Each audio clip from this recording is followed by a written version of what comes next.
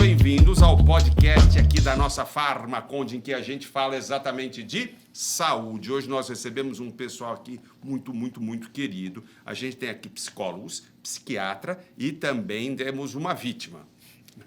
O Daniel, que ele tem TDAH, é isso? Isso mesmo. E tem portador, como é que a gente fala? Deixa eu apresentar, Rodney psicólogo, Jamile psicólogo e o Diego psiquiatra. Como é que a gente fala quando a pessoa tem TDAH? Ela desenvolveu, é portador, como é que é o certo de falar? Eu sempre falei TDAH, mas né? aí quando eu quero falar rápido, eu falo TDAH. Tá. Eu não sei exatamente o certo, não. Isso. Bom, mas e como é que a gente fala? A pessoa tem ou a pessoa não tem? Como é que é? Isso. Ambas as Denominações estão corretas. Então, tem TDAH ou é portador do transtorno de déficit de atenção com hiperatividade. Pronto, vocês já falaram, você já deu aqui, Jamile, a nossa definição. Transtorno de déficit de atenção e hiperatividade. Mas tem mais um tipo, não tem? Tem. Na verdade, atualmente, agora teve uma mudança, né, que ele pode ser e ou. Então, transtorno de déficit de atenção e ou hiperatividade com a impulsividade também associada, né? Antigamente tinha uma questão de que os dois vinham necessariamente atrelados, hoje isso já esse conceito está sendo modificado. Então, entendendo que existem os subtipos, né? O subtipo hiperativo, subtipo... e aí, que tem a questão da atenção e um subtipo combinado dos dois, assim. Daniel, você é o quê? O que eu faço? Não, você é o quê? O seu TDAH Então, é o quê? Quando eu era menor, o psiquiatra falou que eu tinha todos, né? Eu tinha tudo, eu era tudo. Tá. Eu tinha déficit de atenção, hiperativo, todos. Mas com o tempo e com bastante experiência, eu ainda tenho essa parte de déficit de atenção. Em algumas partes eu tenho que, enfim, estudo e tal, eu tenho que concentrar bastante, assim, além talvez de outra pessoa que tem mais facilidade para prestar atenção no foco, mas hiperatividade eu acho que eu não tenho mais, assim, eu sou bem mais tranquilo ultimamente, não sei se por eu forçar que eu preciso ficar mais tranquilo e tal, mas hoje em dia eu não tenho mais tanto não. Rodney, você ia falar alguma coisa, eu te interrompi. Não, eu ia complementar o que o colega falou dos transtornos, mas eu posso falar depois. Não, mas pode falar agora. Não, ele estava falando de subtipos, né? Eu estava até vendo ele falando que exatamente isso, né? Tem esses dois polos, a hiperatividade e impulsividade e a desatenção. Normalmente, quem tem o transtorno pode ir para um desses polos ou, como o caso dele, ter os dois tipos, né? Há todo um critério que tem que escolher, baseado em quantidade de sintomas, né? Entendi. E isso que ele falou é bem comum. Quem tem TDAH, o transtorno se desenvolve ao longo do tempo. E alguns sintomas podem diminuir. Ele falou da hiperatividade, é o mais comum que diminui ao longo da idade. O de desatenção ainda normalmente continua.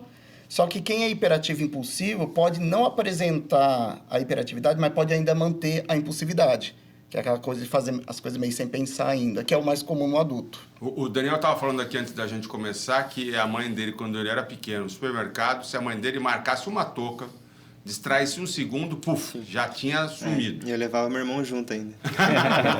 Aí ele que tomava a culpa ainda. Mas era assim, não conseguia... Enfim, tinha que comprar alguma coisa, não conseguia ficar parado atrás dela. Vamos comprar isso. Eu já pensava, caramba, olha o que tem ali, legal. Saia correndo e já saía perto dela. Aí eu começava a pensar um monte de coisa, o que eu podia fazer no supermercado, sabe? Coisa assim, aleatória. Não conseguia ficar parada, ia atrás dela, e sim, a gente vai comprar e ir embora.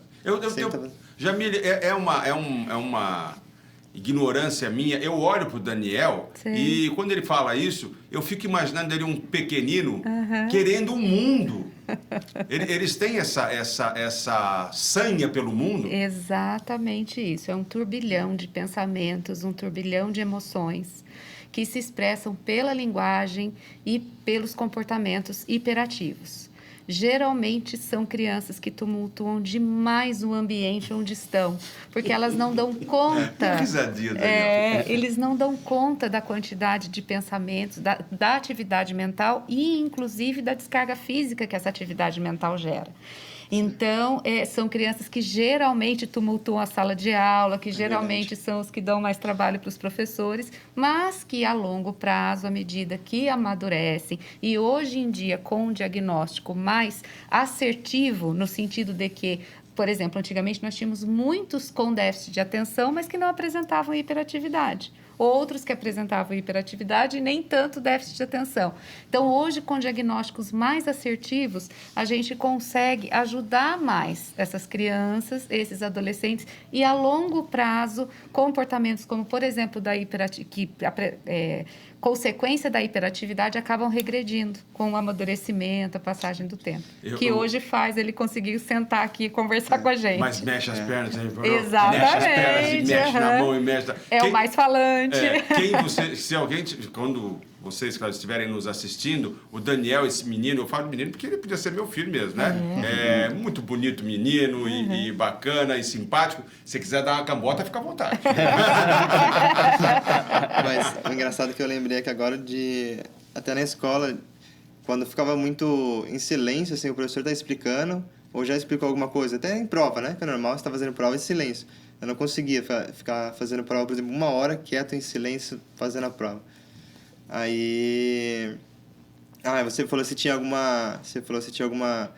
caso algum problema na escola e tal. Eu lembrei que uma época eu viajava também muito para torneio e tal de tênis, e eu já fazia prova, assim, entre aspas, indiferente, porque eu já tinha essa dificuldade. Então era menos questões, para mim não era 10, 15, para mim era 5, 6 questões, era um pouco menos e eu tinha menos tempo. E também tinha a parte que eu viajava muito, então eu tinha que fazer a prova separada. Aí o pessoal pegava no pé, né? Prova separada pro Daniel, sei lá o quê, por que ele é diferente, sabe, as coisas assim? Aí com 10, 11 anos eu tava na cabeça, né? Realmente, por quê, né? Que eu sou diferente dos outros e tal. Aí isso na época meio que mexia comigo. Mas E eu ficava assim, chateado, né? Por não ser igual aos outros, assim. Mas com o tempo eu fui aprendendo e não liguei mais tanto. A gente estava falando disso nos bastidores aqui, essa história de escola, né? Da fase do Daniel em escola, porque a gente fica sempre pensando nisso. Como será? Eu gosto muito do momento que a gente vive hoje, que a gente está também escancarando muitos assuntos, né? Tirando dos guetos e dando à luz sobre o autismo, sobre, hoje, por exemplo, a gente está falando do TDAH, a gente fala também de câncer de próstata, são assuntos que geram um preconceito e muitas vezes, a maioria das vezes pautado por ignorância, e é bom que a gente traga, por exemplo, o Daniel, como eu estou dizendo, super simpático, vai aqui nos esclarecer coisas, e vocês também profissionais, e aí eu imagino que quem esteja nos assistindo, nos ouvindo, pense assim, mas espera aí, como é o diagnóstico? Qual é a idade para isso? Diego, você como psiquiatra também, quanto que a gente, ou qual comportamento deve fazer os pais ficarem atentos? Antes do período pré-escolar, é um pouco mais difícil, né? Porque a gente precisa do olhar da escola. Os pais muitas vezes ficam em dúvidas. É uma criança mais rebelde, mais peralta, que não para quieto. É uma questão temperamental do comportamento da criança, da essência dela, ou tem alguma coisa assim? Então, quando você observa que aquilo ali está além do limite, que causa um tipo de desconforto para a criança, para o ambiente, para as outras pessoas, você já começa a suspeitar. Quando chega na escola, isso se evidencia bastante, né? Então, é aquela criança que não para quieta, que interrompe os outros, que atrapalha a aula, que tem dificuldade de prestar atenção, que às vezes levanta e sai da sala, né? Então, assim, tem uma série de questões que você vai observando. Eu estou rindo, você desculpa, é porque eu estou pensando aqui na minha mulher, se ela está ouvindo. É capaz, acho que ela já está indo com meu filho para o psicólogo. E aí, assim, é uma questão que você observa, tem que ser em pelo menos 2 ambientes diferentes. Então, não adianta a criança ser só assim dentro de casa ou só assim na escola. Tem que ser assim, é um transtorno e acontece de forma global. Tem que ter pelo menos 6 meses, né, aí de desenvolvimento, você observa isso. Então, começou a apresentar isso há 1 mês, você fecha o diagnóstico? Não, vamos esperar, vamos observar. Porque às vezes tem coisas que estão acontecendo na vida da criança que estão determinando esse comportamento. Justamente. Exatamente. Rodney, e por exemplo, a sua experiência clinicando e tudo mais, como é que é o tratamento, a abordagem com essas crianças? A gente faz uma abordagem, quando falando em avaliação, né, nunca é somente com a criança, né? É muito importante você entrevistar pessoas do convívio dela, escola, por exemplo, é porque tem que ter no mínimo 2 espaços. É como você falou, às vezes a criança é agitada na casa, mas às vezes está acontecendo tanta coisa lá que pode fazer a criança ficar mais irritada ou brava. Ou na escola, ela não tem uma relação boa com a professora ou com a própria escola. Por isso são 2 espaços. Então, as nossas avaliações sempre ocorrem junto com os pais, o olhar dos pais, junto com a escola. Às vezes a gente vai na escola observar a criança. A gente faz, às vezes, essas avaliações no ambiente natural dela, ou, quando é possível, relatórios. Na criança, a gente tem atividades como brincar e utilizando alguns testes. Tem alguns testes de inteligência que a gente avalia, por exemplo, atenção. Se ele tem resultados muito abaixo do esperado, são dados que a gente coleta para criar uma hipótese, né? Antes de qualquer diagnóstico, é sempre muito importante uma equipe multi, justamente por causa disso. Às vezes, pode ter questões orgânicas que justificam isso. Questão química, por exemplo? Pode ter um problema na tireoide ou algo do tipo, que precisa de avaliações médicas. Né? Não é bom passar só com o psicólogo, por exemplo. Entendi. Né? E aí, o que eu até complementando, assim, o que é transtorno? O que é um transtorno mental? Tem que transtornar a vida da pessoa. Então, ele tem que ter um nível de disfunção muito maior do que se espera. Não é qualquer desatenção ou qualquer criança que sobe muro, por exemplo. Então, né? nesse caso, peraí, minha mulher pode fazer dar ré. Porque Você falou que ela ia falar, espera aí, ainda ia. Não, acho que a minha mulher pode voltar para dentro de casa agora. Que rapaz, eles estavam discutindo um dia, ele falou para ela, tem 7 anos, falou para ela, olha aqui, mamãe, isso não é legal, isso é um insulto. Mais filho de peixe, né? Jamile, e Daniel, e Rodney, e Diego, eu agradeço demais pelo que vocês estão fazendo aqui, mais uma vez, aqui no nosso podcast, que é uma ilustração, é uma investigação, uma reflexão sobre tudo isso e que pode gerar... o Daniel falou mais cedo aqui nos bastidores que isso tudo gerava uma aflição e uma tristeza em você. Você ficava quietinho, não falava para pai, para mãe. Sim, pra ninguém. E a gente acha que as pessoas, assim, amigo e tal, falar, você é diferente e tal, essas coisas. Até professor, eu não gostava, mas querendo nós, os professores, como gostavam de mim e tal, meio que tratava diferente, assim, por esse motivo, assim, sabe? Porque eles são também cativantes, né? Aí... Então, eu penso que... Aí a gente sempre pensava, eu sempre pensava comigo mesmo, por que, assim, será que eu que estou errado? O que eu tenho, meu problema, assim, sabe? Que as professoras tratam diferente, os meus amigos, assim, falam que... Aí perguntam pra mim, por que eu faço a prova diferente, sabe? As coisas assim, eu fico, cara, eu não sei, velho, porque, enfim, eles querem... Eu respondia sempre assim, porque eu preciso fazer só isso, eu precisava fazer assim. Eles são mais cativantes, Jamile? Eles são. E eu penso que esse é o ponto mais importante de esclarecimento. Por quê? Porque como eles têm a questão da hiperatividade, são crianças adolescentes extremamente ativos, fisicamente, mentalmente, socialmente, eles aparentam estar sempre felizes. E isso gera um equívoco muito grande nos formadores, professores, coordenadores, nas famílias, enfim, no sentido de que isso é bagunça, isso é porque ele não sabe se controlar, ou isso é falta de educação, ou é porque essa família não dá contornos. E, na verdade, não. Existe dentro dessa criança, até porque esse excesso de atividade mental é perturbador, e existe dentro dessa criança um sofrimento, porque ela gostaria de ser como os outros. Ela gostaria de conseguir ficar sentada na carteira e ouvir a professora e conseguir fazer como os demais. Mas ela não consegue, é mais forte que ela. Alguns dados dão conta de que uma boa parte da população é atingida ou é portadora desse transtorno. Cerca de 4,8% da população pode ter algum espectro, algum nível desse transtorno, é isso? É mais ou menos isso? Tem algumas estatísticas, o próprio DSM, que é o Manual Estatístico e Diagnóstico de Doença Psiquiátrica, de Transtornos Mentais, ele cita em torno na infância, de 5% a 7% das crianças e nos adultos em torno de 2,5%. Então, assim, de maneira geral, é um transtorno persistente, né, que tem o surgimento dos sintomas antes dos 12 anos. Antigamente se falava que tinha que surgir antes dos 6, por volta dos 6 anos, já tinha que ter, hoje em dia, estender um pouco mais. Mas, de maneira geral, nem todo mundo que tem o diagnóstico na infância na fase adulta vai persistir com o TDAH. Como disse o Rodney, alguns sintomas vão se atenuando. Mas o TDAH, ele vai ser mais comum entre os meninos do que as meninas? Sim. Outra questão que a parte estatística cita, depende da fonte, de 2 a 3 vezes mais nos meninos do que nas meninas, de 2 a 3 vezes mais. Pode Mas falar. é importante pensar assim também, que os homens são os que mais têm TDAH.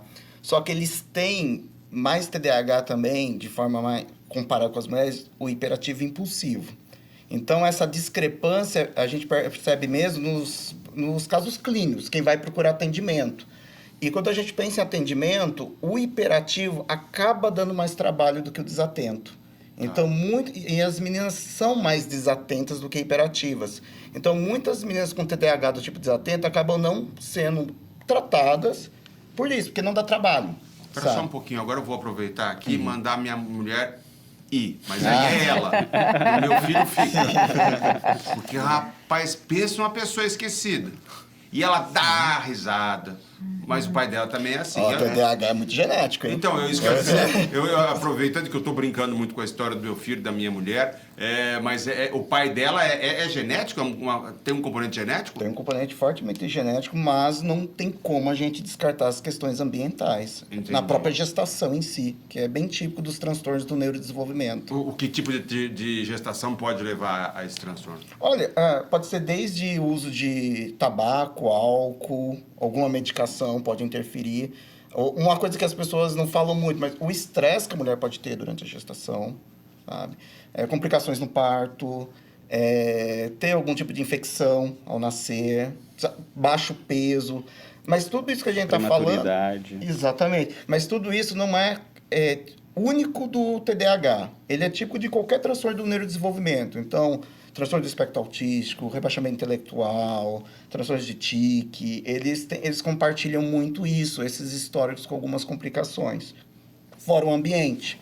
Violência, ambiente inadequado, também pode complicar. A questão do ambiente e da criação, a gente tem algumas dúvidas se ele geraria TDAH. O que a gente mais acredita é o seguinte, que o ambiente pode potencializar ou não esse quadro. Entendi. E aí também, consequentemente, eu fico pensando sobre o tratamento. Como é que é? É medicamentoso? É só medicamentoso ou é comportamental? Como é que faz a abordagem? O Daniel tá olhando para ele, a carinha de vítima, rapaz. Eu posso falar? Por favor. Então, quando eu fui, eu passei uns 10, 11 anos, eu passei no psiquiatra, nas primeiras semanas eu não cheguei a tomar nada, eu voltei lá e comecei a tomar um remédio, né? Putz, até eu esqueci o nome agora. Mas... Ritalina? Isso mesmo. Eu comecei a tomar e tal, mas eu tomei, assim, ajudou, mas, assim, na minha cabeça, por um ano e pouco, quase 2 anos eu tomei, mas na minha cabeça, aquilo ainda me tornava, assim, ainda mais diferente, assim, dos outros, sabe? Aí eu tomei, aí começou a ajudar, eu fiquei mais atento e tal, mas chegou uma hora que eu não quis tomar mais. Eu falei, não vou tomar mais isso com uns 14 anos. Eu não quero tomar mais, eu resolvo sozinho e pronto. Aí eu parei de tomar com 14 anos, desde daquele tempo eu comecei a focar assim por conta própria, ter mais atenção e ficar mais tranquilo nas coisas e ajudou. Eu não sei se fiz certo não, mas ajudou. Como é que é a abordagem? Eu brincava que chamava até... Eu falava que não é Ritalina, é irritalina. Irrita mais. A abordagem acho que tem que ser multidisciplinar, né? Então, tanto a própria equipe de psicologia, a parte da psiquiatria também de maneira combinada, até para potencializar. Na psicologia você consegue fazer uma educação parental, então dos pais, da própria criança, no sentido de criação de mecanismos adaptativos para a criança lidar com essas questões, as crianças ou adolescentes, né? Nos casos moderados a graves, aí a medicação ela já é essencial também, junto com a questão da psicoterapia. A gente tem basicamente a classe dos estimulantes, né, da Ritalina, que é o metilfenidato, que tem no Brasil, Concerta, e tem a Lixdexanfetamina também, que é o Venvance. São as medicações mais utilizadas. Mas assim, a gente tem algum espectro, algum nível desse transtorno que seja tratado só com a psicologia, só com questões comportamentais ou necessariamente, porque o Daniel está aqui testemunhando, eu fiquei mais irritadíssimo tudo e eu me segurei. Como é que funciona? Dá para fazer uma Então. abordagem? Por exemplo, coloca esse menino para gastar energia no judô, no taekwondo, coloca tá. isso. Isso Como é é uma que coisa que funciona? ajudou bastante. Eu sempre fiz esporte, né? Isso talvez tenha... Isso com certeza talvez tenha ajudado. Porque eu sempre fiz futebol, né? Até os 5 até os 12 anos mais ou menos. Depois eu troquei pro tênis. Ele já falou de futebol, já falou de tênis, já que eu falou de joguei- judô. que eu É joguei isso aí, até a hoje. energia não acaba, né? Isso. Mas Vem assim, sem botão de desliga. Isso, só que assim, é fundamental a organização familiar. O estabelecimento de uma rotina direcionada e clara para esse indivíduo, ela é decisiva, inclusive para os adultos que têm o transtorno, que mantém. O que acontece? Quando o paciente, ele tem de fato o transtorno, né, devidamente diagnosticado em equipe multidisciplinar, a medicação ela é essencial. Por quê? Porque é ela que vai ajudar a dar contornos para essa excessiva atividade mental. Então, quando ele diz, eu abandonei a medicação aos 14 anos e eu decidi que eu ia fazer sozinho, não. Dos 10 aos 11, até os 14, a medicação ou ensinou uma nova forma de funcionamento. Sim, pode ser. E aí o que acontece? Aos 14 anos, quando ele abandona a medicação, ele já aprendeu a funcionar diferente, ele já está mais maduro e já aí fazendo as escolhas do que gosta e onde é que ele vai descarregar toda essa energia. A gente também está falando muito do Daniel, ele está aqui, muito obrigado pela sua generosidade, querido, porque você está exemplificando e falando de algo que foi ali, meio clássico, né? Exatamente, Na infância e tudo mais. isso. Mas e os mais velhos, os adultos? Como que se diagnostica isso e como lida com um adulto que tenha esse transtorno e que eventualmente nem saiba?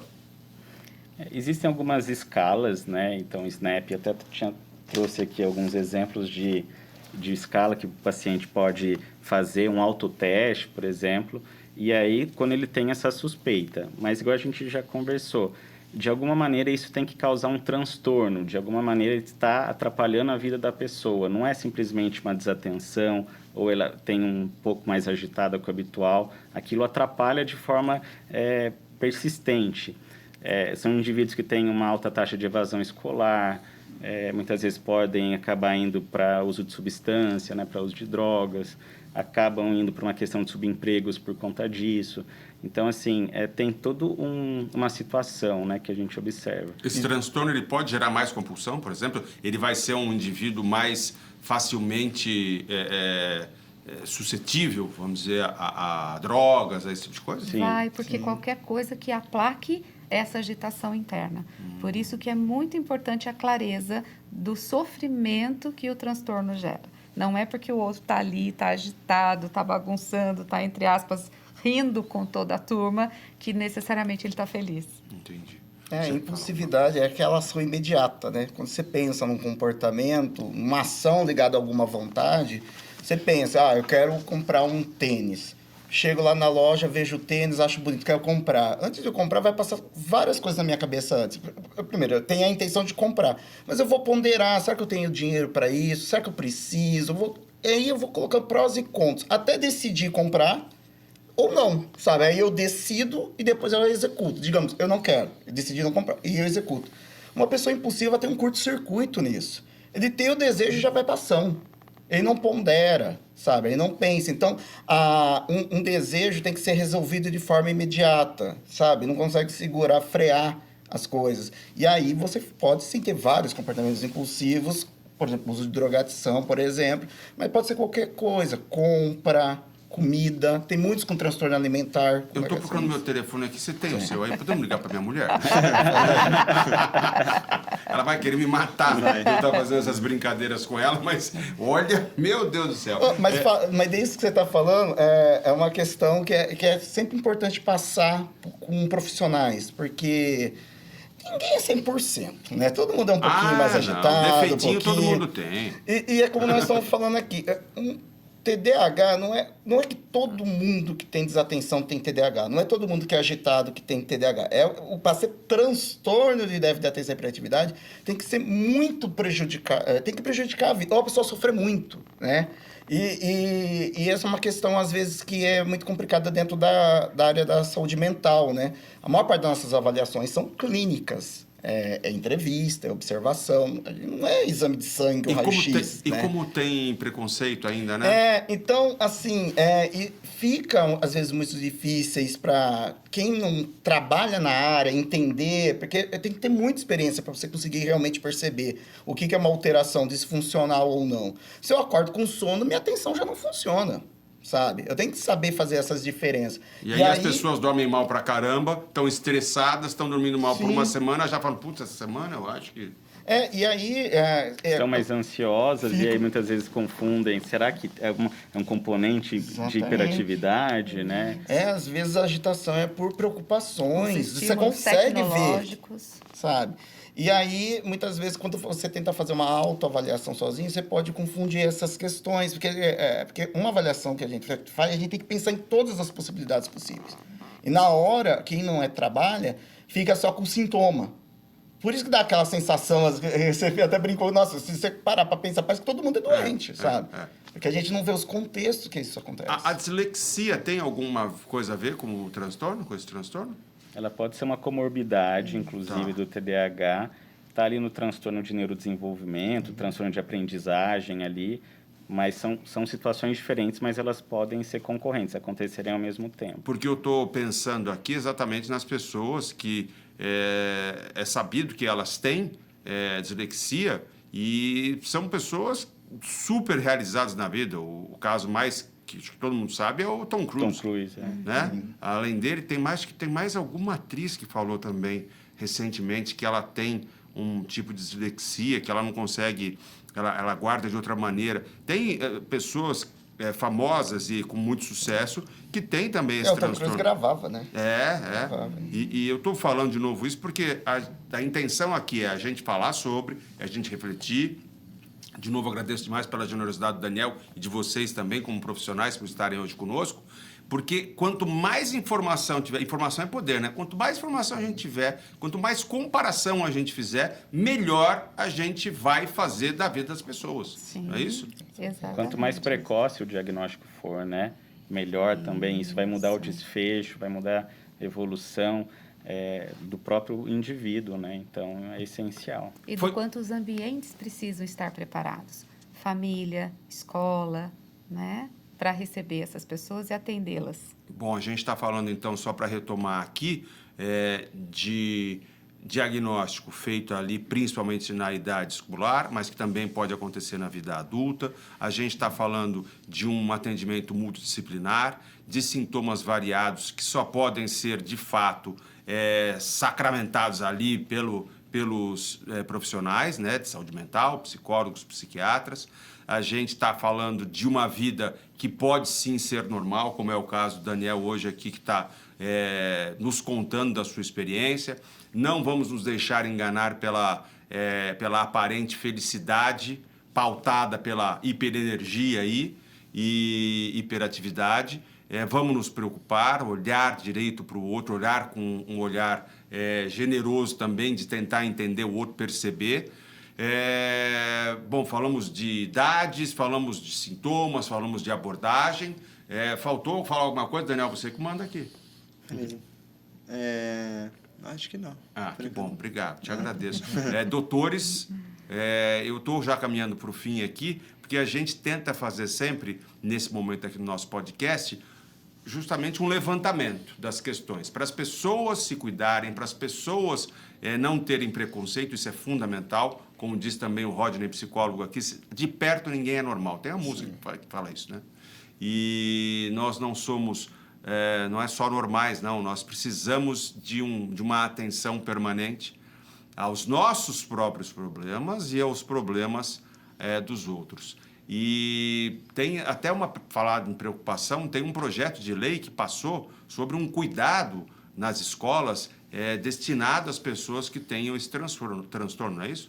Exatamente, há pouco tempo, há alguns dias, né? E que eles recebam, né, o atendimento que eles precisam, porque eles têm necessidades especiais no sentido de, em alguns casos, ter um acompanhante terapêutico, uma professora auxiliar, uma estagiária que possa acompanhar esse aluno, ajudá-lo a se centrar, a focar, porque são alunos que se desorganizam muito facilmente, né? Então, a escola tem que estar preparada para poder atender essas necessidades. Que bom que a gente, de alguma maneira, também está olhando, o Brasil, o poder público está olhando com essa atenção para essas pessoas que têm o transtorno de déficit de atenção e hiperatividade. Falei certinho, né? Certinho. Nós falamos também aqui dos 2 tipos que são os mais comuns, mas que aí tem os outros desdobramentos. Dr. Rodney Jamile, e Dr. Diego e Dr. Daniel. Posso terminar? Por favor, faça favor. E que eu Não é acho- uma cambalhota, não. Que eu acho, e que eu acho legal é que, assim, desde quando eu era pequeno, eu sempre achava que, por causa desse, ainda assim, entre aspas, problema, eu sempre ia ter, assim, uma meio que vida diferente, assim, eu pensava na minha cabeça, né?